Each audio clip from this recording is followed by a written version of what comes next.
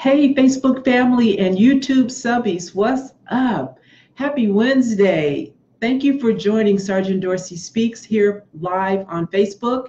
And thank you to my YouTube subbies who are hanging in there with me, even though I don't go live on YouTube, but I always upload my Facebook live videos. And so I appreciate you guys for following and subscribing to me on YouTube. And listen, hashtag tell a friend. I have gotten tremendous response in the last few days for a couple of different reasons, but folks are finding out about me and know that I'm here and that I do this thing that I do, and you guys are telling a friend, and so I appreciate that because I really, I'm trying to reach as many people as I can with my message of surviving police encounters, right? So thank you for all of that. Hey, Damon, Al, let's get it. That's what's up. Thanks for being here. I appreciate you early birds. You know what they say, right? The early bird gets the worm, right? So y'all about to get fed today, and I appreciate you joining me. I'm going to ask you, as I always do, you know what's up. Share this on your timeline, you guys, so that your friends, although they may not be following my public page, Sergeant Dorsey Speaks, because my private page is at max capacity right now. So those who are so inclined and want to know, I put everything in a couple of different places so that it can be shared with folks in a couple of different places. So tell your friends to subscribe and follow me on YouTube, Sergeant Dorsey Speaks. Tell your friends to subscribe to my podcast, Sergeant Dorsey Speaks. And for those who are on Facebook, follow me, Cheryl Dorsey, retired LAPD Sergeant, or my other Facebook page, Sergeant Dorsey Speaks. So you guys will have many, many ways to hear me and see me. And we can, commune together, fellowship, right? Oh, shoot. I'm talking to you without my, I got so excited. I forgot to put my little thingy on. So let me do that and make sure that I'm coming in nice and clear. And as you can see, okay, forgive me, we're family. I'm gonna have to go up under my shirt. I don't wanna, reveal any secrets. So I had to be real careful with that. But I am wearing my t-shirt that was given to me yesterday by some of the people over at the state capitol dealing with the ACLU. I think the ACLU are the ones that had these little shirts made up. Let us live, let us live. Oh, here it is over here. Pass AB, can you see? Pass AB 392. So I am back on the heels of that whole situation. Hey, Sandra, and it was really a good time, you guys. Hey, William. Hey, Michelle, my SMHS sister girl. Thank you for stopping by and checking me out. Hey, Jamar, happy belated birthday, Jamar. Sorry I was a little late with that greeting, but I know you got it on your timeline. So listen, you guys, I try to be reciprocal, if you will, in shouting you out on your birthday and wishing you a happy birthday. And if somehow I miss you, because Facebook is kind of finicky and sometimes they pick and choose what they want us to remember, know about, see, right? So if I miss your birthday, just don't charge it to my heart. Don't charge it to my mind, because it might just be Facebook, picking and choosing what I can see and what I can't. But if I see it and I have an opportunity to acknowledge you, as so many of you, hey Tony, as so many of you have been so kind to do for me, for the G's, for the GG, great grand. I want to do the same thing and let you know that I appreciate you and I acknowledge you. So anyway, listen, I have got just a few things that I want to share with you today, and I'm not going to be here long. As my sister friend Thais would say, I'm not going to labor before you long, girl. You know I steal your stuff, Thais, right? But it's all in love, okay? So, yeah, don't judge me too harshly. But I'm not going to be here long today because, listen, I don't know if you guys know about Game of Thrones, but Sunday it's on and popping, and I have got some catching up to do. Now, I've seen various episodes of Game of Thrones. I've not watched it consistently from season one, so right now I am locked and loaded, if you will, on demand, and I am doing marathon. I know DirecTV and some of the other channels may be showing marathon Game of Thrones. I'm doing my own marathon on demand, and I'm trying to get all caught up for Sunday because I haven't watched it consistently from season one. And so, look, I am hooked. I am unapologetically hooked on Game of Thrones, and so I can't be here long because I got a lot of episodes to get through. I'm just season 2, y'all, and I got like 2 more episodes in season 2, and you know Sunday starts season 8, and I believe they're like 10 episodes in every season. I think I saw like I got 78 episodes to watch. One of these nights between now and Sunday, I'm gonna have to just go ahead and pull an all-nighter. I'm gonna be up doing no-dos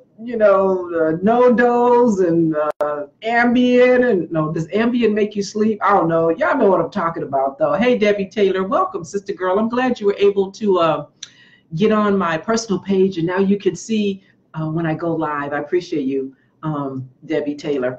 So yeah, I'm gonna have to pull probably an all-nighter here before whatever time it starts Sunday. I don't know, 7, 8 o'clock. I don't know when the new episode is, but I got a lot of hey Katrina, I got a lot of episodes I got to get through, so I can't be long. But I did want to just share some information with you about yesterday. So listen, I was up at the state capitol with some ACLU folks, and I was speaking to the Public Safety Committee, Assembly Public Safety Committee, with regards to AB 392. And by now, some of my Facebook family have seen the pictures from yesterday. It was amazing to see how many people were actually there. I mean, they packed that hearing room. They had an upper and lower level, and the people were packed on both levels. And it was really cute because the chairman over that committee, he had instructed everybody to be quiet, be respectful. And he said, as you were listening to folks talk, if you heard something that you really, really liked and you agreed with, rather than interrupt the speaker, he said for everybody just to do this, just wave your hands, right? And so as I was sitting there with the panel of folks that I was going to be sharing our 10-minute time frame with, it was myself, a deputy chief, retired deputy chief by the name of, I believe, Jeffrey Noble from Irvine, and then there were 2 family members. There was a mom, and can't say her name, so I'm not going to even try, but it was a Hispanic lady who lost her son in El Sereno. I believe it was LAPD that shot her son in El Sereno. And then there was the cousin of the young man who was shot and killed in Barstow, Sierra, or Cece Hamilton. She was there representing the family of the young man who was shot and killed in the parking lot of a Walmart in Barstow. So we had 2 victim family members, and then there were 2 law enforcement, and the 4 of us had to share 10 minutes. And so I was number 4. And listen, they asked each of us to speak for like 2.5 minutes. And if the person before you went a little longer, then that means by the time they got to me, I only had 2 minutes, and I had been practicing my prepared statement because I wanted to get in some stuff. And I had been practicing and practicing. I was trying to get down to 2 minutes and 30 seconds, and the best I could do was 2 minutes and 54. And after the other 2 family members started speaking, when they got to me, the chairman said, "You got 2 minutes." And I'm like, oh, Jesus. So I was like one of those commercials at the end of, I talked about this before, at the end of some medication, how they rattle off everything that they don't want you to really know is going to happen if you take this medicine. Well, that was me trying to get in what I needed to get in. And I already had an idea about what was going to be said, because remember, I think I shared this with you guys. I was debating the president of the California Police Chiefs Association, CPCA. Go to my Sergeant Dorsey Speaks podcast, y'all. It went up yesterday. Sergeant Dorsey Speaks podcast. Find it on the platform of your choice. Subscribe. listen to my podcast yesterday, because in my podcast yesterday, I played, in addition to that previous KPCC interview that I did on Air Talk with Larry Mantle, I shared my 15-minute KPCC radio interview again as part of my Sergeant Dorsey Speaks podcast, because I want as many people as I can to hear this police chief. His name is Ronald Lawrence. He is currently the police chief in Citrus Heights, California. Now, I talked at great length about what I think about CPCA President Ronald Lawrence, and so I'm not going to go into that here. But yeah, I went in on my podcast because he was very condescending during that KPCC interview, and we only had a short amount of time, and so I wasn't going to get into personal attacks like he got into personal attacks against me. I wanted to get my message out, and I knew I only had a limited amount of time to do that. But don't you know, on my podcast, it was a whole nother situation, and I was able to really take some time. And of course, you know, I tagged Police Chief Ronald Lawrence in my podcast.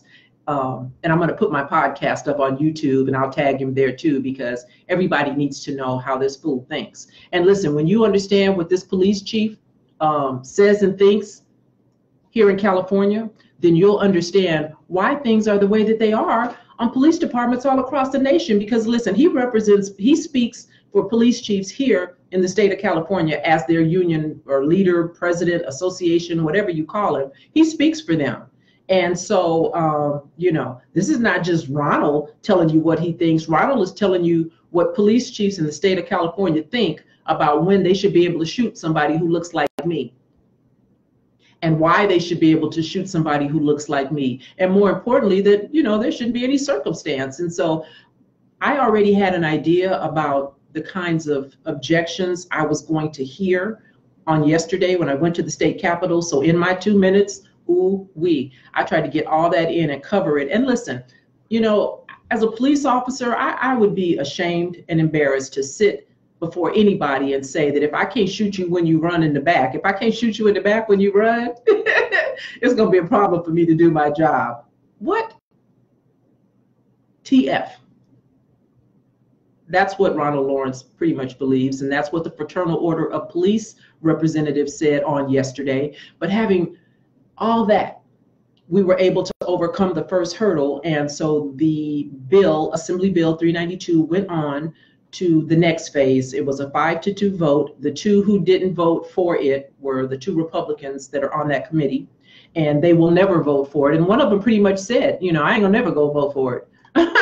Be clear. And so whatever wording, massaging they do, however, Assemblywoman Shirley Weber and the co-author, Mr. McCarty, whatever they do to try to appease them, it's not going to make them happy. But I'm hopeful that going forward, there will be others, once it gets to the group of about 40 legislators who are going to have to vote on this thing. Once it gets to them, my hope is that, you know, because California's, you know, Democratic for the most part, and I'm hoping that the Democrats will be able to overcome the opposition of the Republicans. But I did want to share with you the folks who on yesterday listened to what I had to say, the victim family members had to say, and decided to vote in favor of changing the wording. They're just, it's one word, you guys. Police officers can use reasonable force, deadly force, or police officers can use deadly force when it's necessary. They're trying to get it to say when it's necessary. In other words, how about de-escalation? Can we de-escalate before we just shoot folks? You know, I get you may not be able to run and catch them and bullets travel faster, but come on.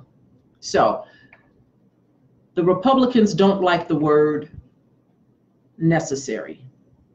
And I don't know if there's going to be any other way that they can change the way that the legislation is going to read to appease them. But nonetheless, on yesterday, Assemblywoman Rebecca Bauer Kahn voted in favor. Assemblywoman Buffy Wicks voted in favor of AB 391. And of course, there were, I think the chairman was in favor, and I don't know who the other, how they came to 5. But anyway, those are the people that were there on yesterday that spoke. There was another lady, black lady, I forget where she's from. She has a hyphenated last name, but she gave a very impassioned comment and asked questions of myself, the deputy chief from Irvine, and on the opposition side was the guy from the Fraternal Order of Police here in California. One of their attorneys was in opposition, and so they brought in a female deputy, a Sacramento deputy sheriff who was involved in a shooting. Her and her partner was tragically killed in the shooting. I think they were responding to a robbery, 211 in progress or something, and so I don't want to say too much about that, but I mean, I think they brought her in on purpose because she's a girl. And I think they brought her in on purpose because her story was tragic. She lost her partner. And, yeah. But listen, I don't know how much time she had on the job. She looked like she was young. And, she was saying that, given the situation that she was involved in, if this bill were to pass and become law, she would just find it very difficult to make a decision about whether or not to use deadly force if confronted with a situation where deadly force was required. Nobody's saying if, somebody's trying to hurt you that you don't have a right to defend yourself. Nobody's saying that. We're just saying, just make sure that that's your last resort. And so, when old girl said that, I mean, they were, the people up in the balcony, yeah, they weren't doing this at that point. There were audible gasps and groans because what she said just was, to me, intellectually dishonest. And if she really believes, as a supervisor, as a sergeant of police, if she really believes that going forward, if this bill passes, she can't do her job, then she needs to get on over to a Chick-fil-A or something. Because I would be concerned as a supervisor to put her with one of my officers. She's gonna get somebody hurt. Nobody advocating for a police officer to put themselves in harm's way. Hey, David, nobody advocating for that. You guys hear me say all the time, I'm clear and firm. I need to go home too. And I did go home for 20 years. But I'm also clear and firm that there's a way to do that job without killing folks, because I did that too. And so I like it when I get to talk to folks who've never done the job and they want to debate me about how dangerous it is out there as a police officer and how scary it is. And yeah, so you really need to listen to my my podcast. And I'm asking my producer, K Rose, hey K Rose over at Get Global Network, thank you for all you do, sir. I have tasked him with putting together the snippets from the commentary that I gave in my opening statement, as well as my response to the questions from a couple of the committee members. And so once he gets that all done, then I'm going to share it on YouTube. I'm going to put it up as a video and share it with everybody. But the fight's not over, you guys. And listen, there were so many people filling the hallways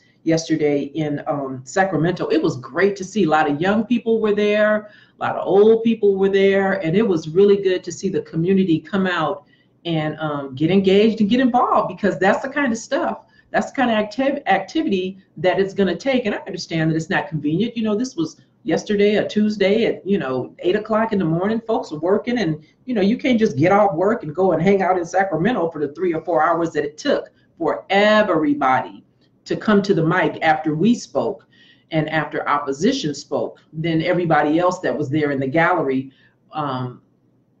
was able to come and just very quickly identify themselves and say either they were for or against it. And so they seemed to move through the crowd pretty quickly. But that's the kind of involvement it's going to take. And so you guys need to pay attention here in California. Contact your legislators up there in Sacramento and let them know what your position is with regards to, oh, there it is, AB 392. Tell them that you want it to pass and tell them why it's important for officers to not shoot black and brown folks just because. They need to hear from you. And I'm going to go again whenever they have the second round of commentary statements to the larger group, I will go and talk to them again, and tell them based on my lived experience. But did nobody hand me no statistics. I wasn't repeating something that I heard somebody say they saw once. I'm telling you what I lived. And when I tell you what I lived and what I did for 20 years, it's very, very difficult for someone who has not done that to argue with me, to debate with me. But they tried, and they'll continue to try. And it's really funny because I love it when I have administrators, chiefs of police, try to debate with me. I'm like, really? When was the last time, Chief, whoever, you were eastbound through the houses chasing a suspect? When was the last time, Chief, you went over a fence, a backyard, and had to contain, detain, capture somebody? Police chiefs don't do that. And as soon as folks who really want to know what's going on and really want to know how do we fix this, y'all need to be talking to the ground pounders. You need to be talking to people like me, somebody who was out there doing it, not somebody who sat behind a desk for 20 or 30 years or 15 years as they rose through the ranks. Once you get to lieutenant, you're not in the field anymore. You ain't doing nothing. You're a pointer at that juncture. You're just a pointer. And so can a police chief talk to me about what it is and how scary it is and how safe or unsafe it is to corner somebody in the backyard who could maybe be a burglar or not be a burglar? Or talk to me about why it's reasonable to shoot somebody 20 times? I mean, I get that, you give us guns with magazines that hold 15 rounds, but come on, Chief. We just gonna fire until we have barrel meltdown, right? Because you gave us 15 rounds, so we get to fire 15. Miss me with that. So I can't wait to go back to have that discussion with the FOP and any other police chief they want to bring in. Check me out, Sergeant Dorsey Speaks podcast. You'll hear more about that over there. And then I said I was going to touch on just a little bit about, tomorrow, may he rest in eternal peace, Nipsey Hussle will be funeralized on tomorrow. California, LA, y'all behave. Because listen, I know that there's a segment of society, I bet you channel 2, 4, and 7 are going to be standing by, poised and ready to go to put out on national news anybody who cuts up. And so I hope you guys will do that young man proud and will honor his legacy and will disappoint those who think that we're going to show up and show out in a bad way on tomorrow. There's going to be a procession that is, I think from the map I've seen, and maybe some of you have seen it, it's going to be about 23 miles through the city of LA, places that were, I guess, important, near and dear to Nipsey. They will drive his casket past those locations on tomorrow. I think the doors open to the Staples Center at 8 o'clock. Services start at 10, supposedly going to end at 12. And funerals, they generally start and stop when they say. So I'm sure that they will keep to that because, Angela's, they got a schedule and they're not going to be fooling around with y'all. So yeah, behave. And I'm imagining if the doors open at 8, folks probably going to be lining up at 5 o'clock. And so good for you, because I can't imagine, at this stage of my life, I would want to do that. If they show it on TV, I'll be here, watching when I'm not watching Game of Thrones, but I'll be here watching on tomorrow. So for anybody who didn't get a ticket, and you'll be on TV with me, great. For those of you who will be there, please honor this young man and his family, because listen, I get that, he was a public figure and, celebrity and all of that, but really, he's a father to some little people. He's a son. He's a brother.